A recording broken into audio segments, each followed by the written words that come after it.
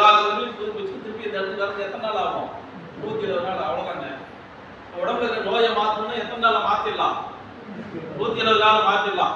நம்மளால அதுல 3/4 காட்சி சொல்லலாம். ஒண்ணுமே பெரிய விஷயம் தான். ஒரு மண்டலை சாப்பிட்டு போகும்னா 48 நாள் சாப்பிட்டா போதுமா? சித்த மருத்துவத்துல ஒரு மண்டலம் சாப்பிட்டு போதும்னா 120 நாள் இருந்தா உடம்பை என்ன பண்ணிடலாம்? மாற்றத்தை ஏற்படுத்தலாம். இந்த உடம்புல 48 நாளைக்கு 120 நாளைக்கு ஒரு விஷயத்தை கொடுத்தோம்னா அந்த உடம்பு அப்படியே மாறி. சர்க்கரை வியாதிக்குன்னா 120 நாள் தான் அதுக்கு ஆயுள். வீக் இருக்குன்னா அது 120 நாள் தான் ஆயுள். 120 நாள் என்ன செய்ய முடியாத மாற்றி அமைப்பு. ஏன்? புது ரத்தத்தை உற்பத்தி செய்வதற்கான வேலையை கொடுத்துட்டா பழசெல்லாம் என்ன செய்யும்? அப்படியே கழிச்சு.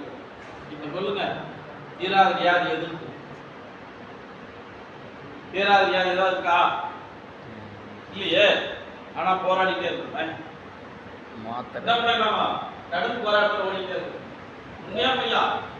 ஆபரேஷன் போய் எடுக்கிறது என்ன டிஃபென்ஸ் எல்லாம் பண்ணுது பாருங்க. உடம்பு எவ்வளவு அழகா பண்ணுது. இந்த கண்ணு பாழா போயிடக்கூடாது. என்ன செய்யுது? சாதாரணமா ஒரு 3 நாளைக்கு நம்ம தூங்கலன்னு வச்சுக்கோங்களேன். என்ன செய்யும்? உடனே கண்ணு தண்ணி வர ஆரம்பிச்சிடும், எரிச்சல் வந்துடும். தண்ணி ஏன் வந்தது? ஈரப்பதம் இல்லைன்னா உருகி போயிடும். கண்ணு உருகி போயிடும். அதனால என்ன பண்ணுச்சுன்னா தண்ணியை கொண்டாந்து சேர்த்துது.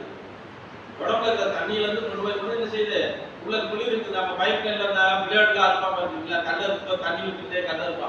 அது கூட என்ன செஞ்சதுன்னா இந்த கண்களுக்குள்ளாக கொண்டு போய் தண்ணீரை விட்டு என்ன செய்யுது? குளிர்வித்து வைக்கிறது. நம்ம பாதுகாக்கிற வேலை செய்யுது. இந்த வயிற்றால போக கேள்விப்பட்டிருக்கீங்களா? ஏன் வயிற்றால போகுது? வயிறு உஷ்ணமானால் என்ன செய்யாத வெளியே போ அப்படின்னு அனுப்பிடும். எவ்வளவு போகும் பார்த்துருக்கீங்களா?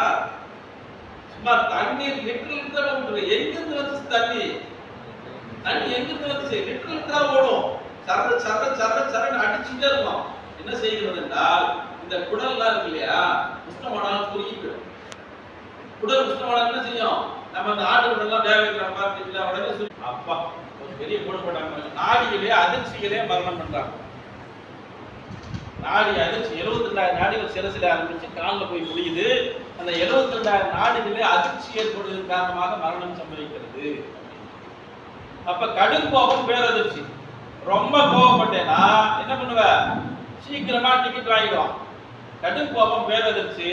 சிறிய கோபம் ஆபத்தாம், அதிர்ச்சியிலே சிறியதான். நான் அப்படியெல்லாம் கோபப்படுறேங்க, சர்மா இருக்கு, நான் மாலையை போட்டுட்டேன், கபாலீஸ்வரர் கோயில நான் வந்து பூஜை பண்றேன், கபாலீஸ்வரர் கோயிலே நான் இருக்கிறேன், அப்பப்ப கோபம் வந்து அப்பப்ப விட்டுறேன்னு சொன்னா அப்பப்ப செத்து போயிட்டு அப்பப்ப பழிஞ்சுக்கிட்டு